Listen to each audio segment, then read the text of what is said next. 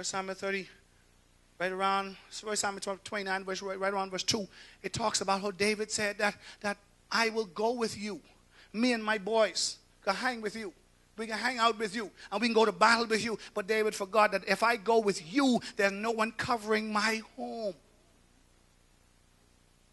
And so you may not have a man living in your house as a dysfunctional family. You may not have it all together, but you need someone to cover the home. So you are not exposed. Even pastor got to have a covering. So I'm always careful of churches and people out there who say, I can make it on my own. I don't need nobody. I think it was Vicky Wine. She made plenty of money. She says, long as I got King Jesus, I don't need nobody else. And many of y'all sing it too. Don't need mother, father, sister. Are you crazy? As long as you got, let me see Jesus reach his hand down and help you then if you need help. He's going to use someone. So if you don't need nobody else, how is he going to help you? Every family needs to be covered. So I'm careful of people who run into prayer meeting every second and last, first and third Fridays of the month. Every first and third Tuesdays. We don't have ain't nobody covering us. We out here doing our own thing. Everyone, every home, every family needs to be covered. You need someone that would put their arms around the family and protect the family. Now, can I tell you that there is a time when God gives grace to a woman to cover a home? He gives grace for a woman to cover a home and even then, a woman cannot teach a man a boy how to be a man. During the course of that young man's life, God will connect him to the Clements. He will connect him to the Claires. Am I correct? Who will teach him how to be a man.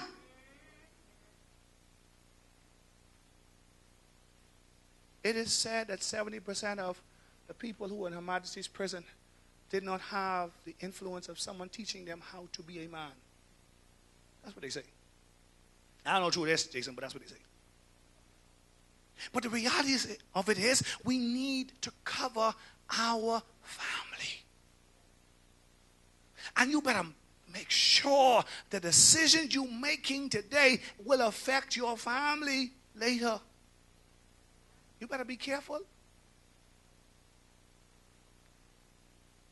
I heard the talk now, Clement, is I can do me. You do you, and I can do me. Well, baby, why you doing you? You better be careful for them, the children. Who doing them? Who protecting them? But that's why I hang out late. Hang out with the boys. Girls' night out every Friday night. I'd cut however you want to know.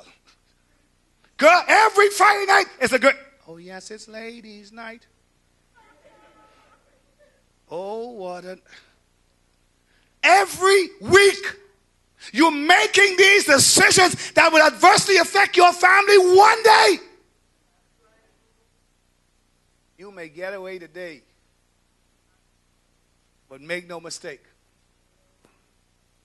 Something will come to test your family. And one of the worst feelings, Clement, I've come to understand is ever that you can feel is feeling like you are out of place when the enemy was ravaging your family. Can I talk about that today? You live a life of regret and say, I should have been there. I should have protected her. I should have protected him. I know he wasn't spiritually strong enough. But I was busy doing me. David's hand was so bloody He had to fight no matter what it was. Pick your battles wisely. In fact, choose your battles with your family in mind. Oh, that's good. Choose your battles with your family in mind. If this battle is going to affect your family, tell them no.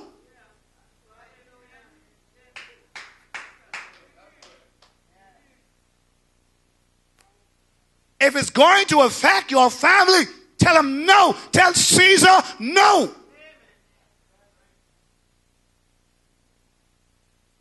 Every time. Sow a little seed here, sow a little seed there.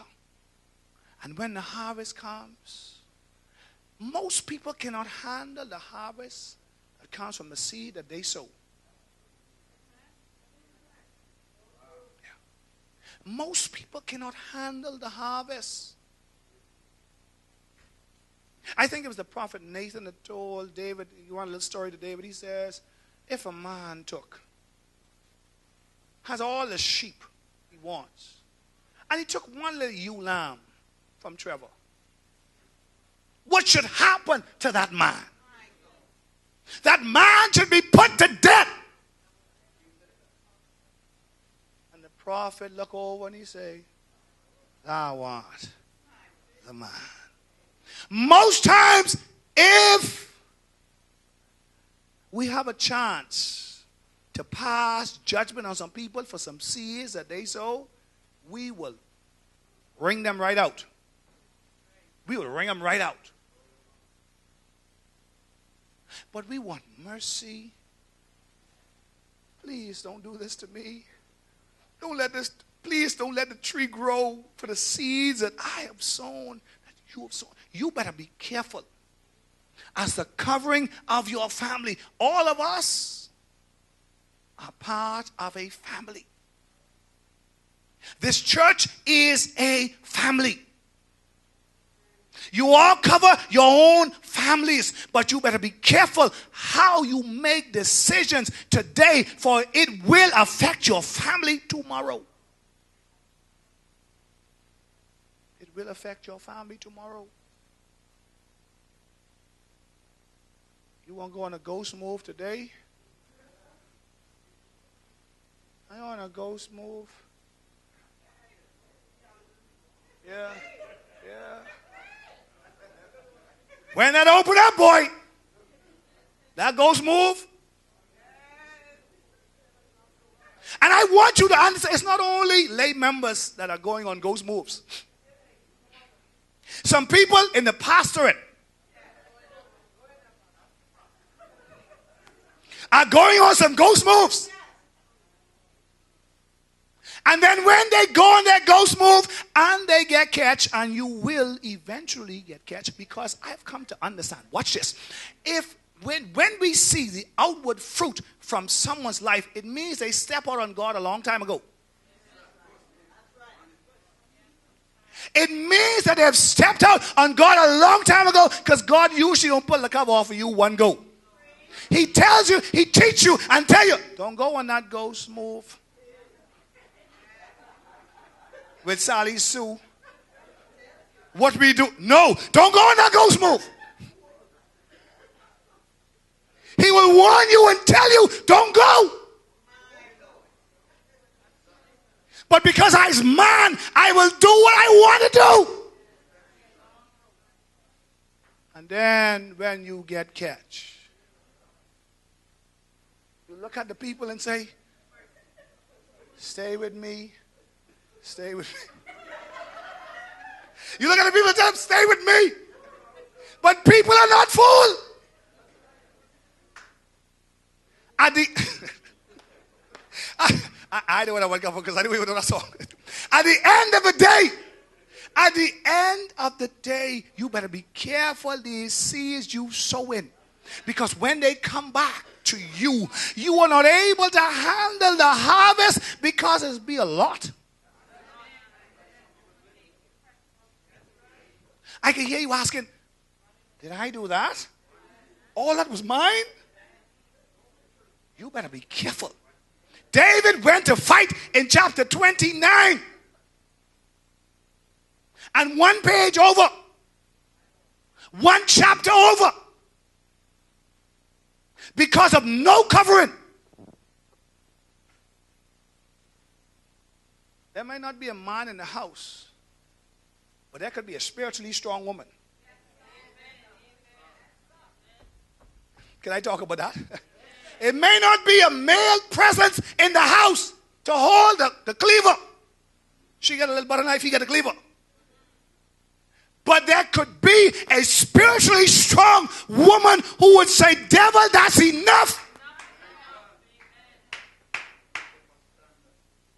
I'm going to cover this family until God send me a man in my life.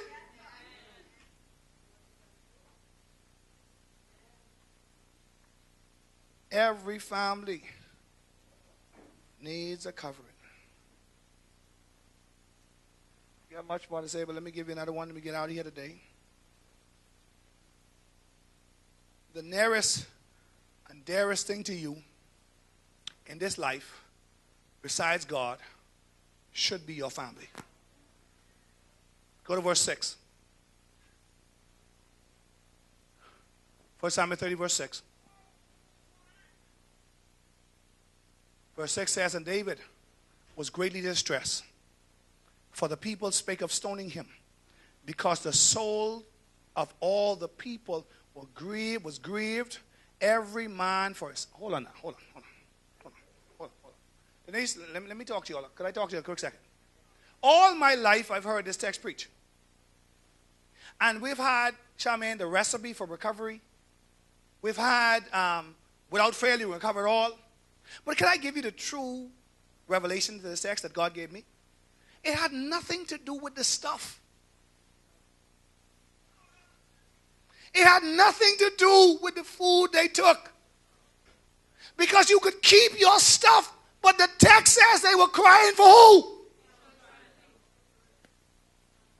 They were crying for the family. Because everything I lose, I could get back. Oh, Jesus, I wish I could talk to you. If you take my car, I could get another car or catch a ride with Clement. Same difference. My Jeep been down now for a little while, and Sam have my car. You see it driving to and fro all day long. It's not me, it's Sam. But the reason I'm saying that, Clement, is because now God gave me a promotion, moved me from one town to the next, and he gave me a chauffeur.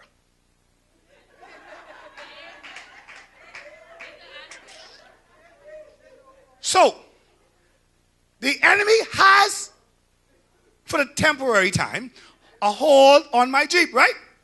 Can I go with this? Go with me. So now I move to another building, and I have a chauffeur. Serious. I have my own parking space and a chauffeur who will come to my house every morning at 6:30 and say, Chief, you ready? Let's go. Who will drop me to work every morning. And if I need to go over the bridge to see Charmaine to buy something, because she always tells me go buy something for the church. If I need to go buy something for the church, he says, Chief, here's the key. It has nothing to do with what I lost. As long as I have my family, I'm going to be okay. Oh, I wish I could talk to you today, man. I wish I could talk to you. So, we've talked about recovering all. What were they trying to recover? What was their primary focus? The stuff was secondary. That was a bonus. Says every man was grieved for his sons and his daughters. The problem they were having, Charmaine, is you take my little cream of wheat, man. Because I'll go to Starbucks and I'll buy oatmeal. Yeah, I could buy oatmeal. I could be okay. But you took Renee from me. You took my girl from me. Oh, Lord. Oh, Lord. Oh, stay focused. Okay. You took my family. You took Marcy from me. Oh, Lord. Oh, Lord. You took the nearest and dearest people from me. keep the stuff. David wouldn't have been so upset if they had left the people but carried the stuff. Because everything I lose, I could get back. Except my family. Say, qualify that, Pastor.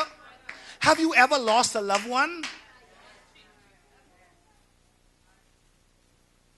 They ain't come back yet, right? No, man. And your heart yearns, Auntie, for the rest of your life for that loved one. Not for the clothes they had. Surely, without fail, you will recover it all. And we could preach that silly Clement. You can get all your stuff back. You can get your car back. Do it. Focus. Focus. All I really want is my family back. It says now that what was the point? It says the nearest and dearest thing to you in this life besides God should be your family. Okay, watch this. Does it bother you if a stranger who you met a couple times don't talk to you? Not really. I really don't care too much. But when your sister who you grow up with, your brother who you grew up with, do something to you and don't speak to you no more, that bothers you, and it should.